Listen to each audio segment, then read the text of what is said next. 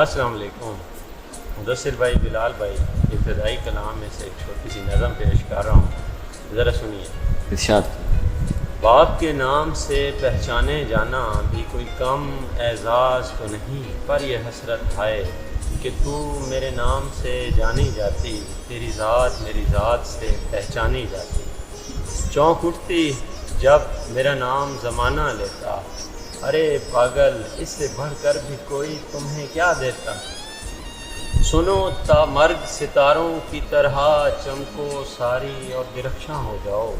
سنو تم میرے نام سے جانی جاؤ، سنو تم میرا ہی جہاں ہو جاؤ. سنو تم اب جعفر ہو جاؤ، سنو تم اب عرفان ہو جاؤ.